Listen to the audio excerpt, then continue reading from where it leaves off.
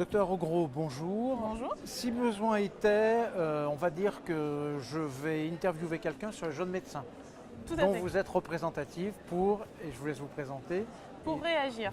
pour réagir. Qui est quoi réagir pour ceux qui Qui ne est un connaîtraient pas? syndicat qui représente les jeunes médecins installés depuis moins de 5 ans, les remplaçants en médecine générale et les chefs de clinique en médecine générale. Alors les jeunes médecins, avant ils étaient discrets, on n'en parlait pas, et maintenant c'est eux qui parlent. Donc expliquez-moi un peu quels sont vos chevaux de bataille dans le cadre de cette association. Eh ben, Syndicat. Exactement. Les jeunes médecins, on entend en effet plus parler et je crois qu'il y a une belle représentation ici Absolument. au Congrès. Et en fait, D'ailleurs, tous les applaudissements dès qu'on dit ça. Exactement. Ouais. Et en particulier, on se considère, nous, déjà des spécialistes de la médecine générale, puisqu'on est tous issus du DES de médecine générale de 2004. Et donc, on est pleinement intégrés comme spécialistes en médecine générale. Et de venir à un congrès qui parle de la médecine générale, c'est tout à fait logique pour nous. Et de s'impliquer dans la recherche, dans la formation et dans comment faire évoluer nos soins pour que ça soit plus proche de la discipline de médecine générale, c'est vraiment quelque chose qui nous tient à cœur, et y compris au sein de Réagir, bien sûr. Un petit détail, vous ne m'avez pas dit de quel type de médecine générale il s'agit pour vous. Vous êtes?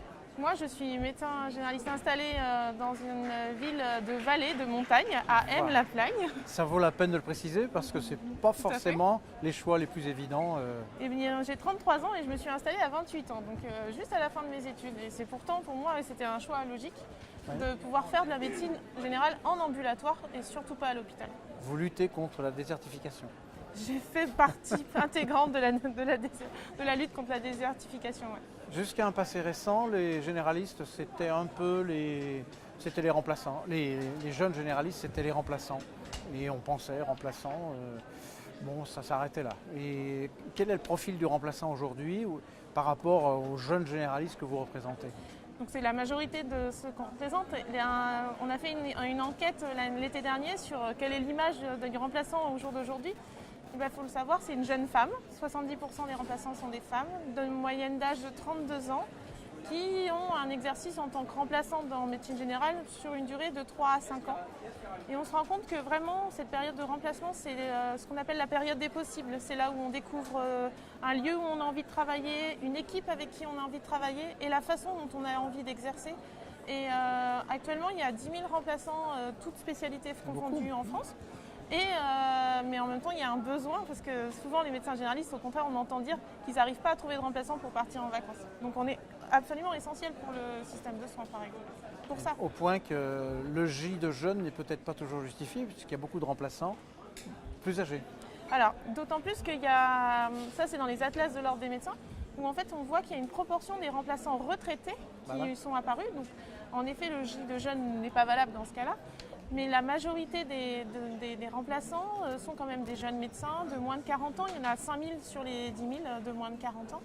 Et ce chiffre de 10 000 médecins remplaçants, il n'évolue pas depuis 2002. Il reste à 10 000. Donc au final, ça veut dire qu'il y en a des nouveaux qui arrivent, mais il y en a des nouveaux qui partent et qui partent vers un autre exercice que le remplacement. Et pourquoi pas l'installation, par exemple.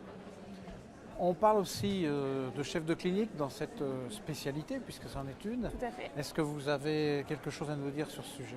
Alors, les chefs de clinique en médecine générale ont vu le jour en même temps que la création de la filière de médecine générale. Et c'est un exercice qui est comme les chefs de clinique hospitaliers, sauf que l'exercice du soin se fait en cabinet de médecine ambulatoire, en centre de santé ou en médecine libérale. Avec bien sûr cette partie d'enseignement et de recherche au sein des facultés de médecine. Actuellement, il y a un peu plus de 100 chefs de clinique en France. Et c'est, je pense, eux qui participent le plus au développement de la filière de la médecine générale, puisque ce sont ces jeunes chercheurs, ces jeunes enseignants qui vont pousser à vouloir développer la spécialité de médecine générale, à la faire connaître auprès des étudiants, mais aussi à faire évoluer notre discipline pour qu'elle soit d'autant plus scientifique et plus proche du terrain. Je crois qu'on a fait le tour des principaux points les plus importants. Il ne me reste qu'à vous remercier et à suivre votre carrière au gré des congrès alors. Volontiers. Avec grand plaisir. Beaucoup. Au revoir. Au revoir.